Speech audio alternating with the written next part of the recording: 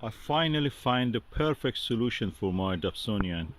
In this side of the yard, I wanted a Dobsonian because I have one Dobsonian 12-inch on the other side in the very dark area on the shadow of the building. But this side is in the light polluted area, street light and such things. So I needed a Dobsonian for observing planets and the moon.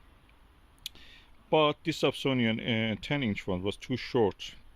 So I put originally a log there, as you can see, but that was again too small. The three legs of the Dobsonian mount were coming out of it. So I went for the water butt solution. This water butt came to me for free, and it just had some cracks. I repaired it with a heat glue gun, and now I can use it. It's perfect size for this. It's a 200-liter support water bottle stand, and it can support my Skywatcher 10-inch Dobsonian. And it comes at a lovely height for my use.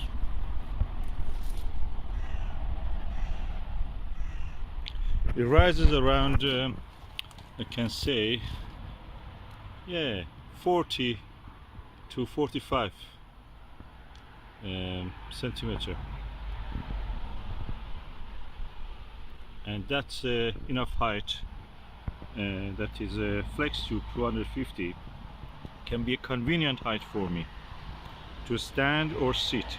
I can stand when I'm observing near the zenith, the object near the zenith, just right up upward, or at an angle like moon and planets. At this time I can sit and just observe it, so it really fits my my use. I was lucky I got this Dobsonian before all this COVID and the chain supply problems from China and anywhere else in the world. So I got it second hand. It was almost new. I mean, it was bought in June, and I bought it in the September, I think. The person probably had the same problem as the height problem, so he wanted a bigger aperture, and this one was not giving him that aperture that he needed. So I grabbed it, but I also bought a 12-inch again second hand. Actually, that 12-inch was cheaper than this one. Of course, this was almost new, so, but very cheap, cheaper than anything else. I got it, and that's the way I'm going to use it now. I think I bought this 370, and the Dobsonian big 12-inch one, I got it around 310,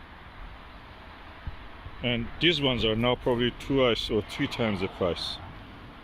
I mean, if you can find it £1,000, you're lucky, but they don't have it usually. People are in the queue for 12-inch one. There is nothing. It's just 1 year, 2 year wait. And the 10-inch one is available, but again, not all models. This water bot solution solves this issue that people may have with a smaller Dobsonian. And as you can see now, I have near perfectly collimated it, so this is really good. I'm happy with that. Now that I have put the water bot and collimated and then cleaned the telescope because it was in storage, I have now been able to actually look through it for a while, and I'm looking forward to actually using it. What is interesting in this telescope compared to the 12-inch one is that there is a lid or cover for the mirror box tube, and something like a shower cap which is breathable for the actual aperture opening. That's very interesting. And now, or probably you can use a shower cap for this one if you don't have in the 12-inch one. I don't think 12-inch one comes with a cap for here, but not that shower cap. Maybe I got it the way that it was modified by the owner, so probably he lost this and he put this one on this top. And also the one I got from the 12-inch one, it had also a shroud here, practically eliminating light. And I modified, also added a surround or halfway circular or crescent shaped, or a quarter moon, half a circle shape, velcro attachment around, so I could attach a piece of black polyethylene here. That saved a lot of, the light pollution. When I'm looking here, it increases the contrast. I can see deeper and darker objects. And with this one, I think I will do that, but I'm going to use it mostly for moon and the planet. So, but that will be good, because that will be, if I do that, that will stop also a lot of dew forming on this.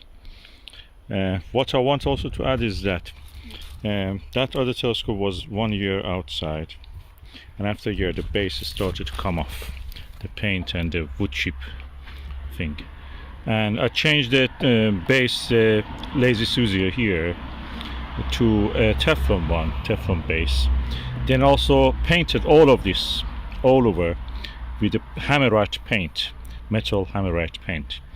That is made it practically bomb-proof, moisture-proof. Nothing can affect it anymore. So that's perfect for that. If you want to keep it out, think about getting a hammerite paint. It's quite valuable, considering that these chipboard bases easily rot in the moisture. Depending, of course, where you are in the world. Where we are is relatively damp, is oceanic weather. So it's better to keep it moisture proof. All in all, nice telescope now at a good height. As you can see, I just can approach the telescope, and with just a slight movement coming down slightly, yet is not at the height of the Dobsonian, 12-inch Dobsonian, but it is much better. I can easily reach the eyepiece and observe without much stress on my back or legs. And if I want to go for objects near the horizon, that's easy to also maneuver. So this water bath solution, consider it if you want to use this telescope. If you have bought this and if you want to use it comfortably, think about the base for it. Water bath was a good solution for me. It was cheap, available. I didn't need to do anything, I just covered the cracks with a hot glue, hot plastic glue.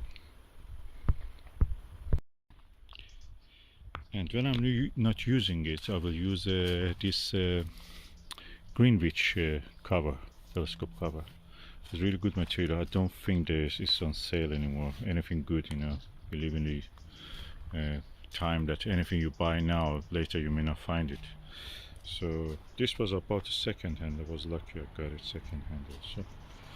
And it's really good cover. It covers everything that I want. I can add another layer. I usually do. It keeps it completely dry if I do another layer of it. Another layer. I can buy this kind of egg-shaped hanging seat covers from AliExpress. That's perfect for that. It covers if it comes to near the ground. I think it was £12, £11 or 17, something like that. And you can get it 2 layers you can add, and that will keep it completely dry. Keeping it dry is important because the components, the wooden parts, the base and the optical surfaces will keep dry and away from the moisture, mold or anything like that. That's really good for that. It's like that you have an observatory of your own without having actually a permanent structure which has a footprint in your property.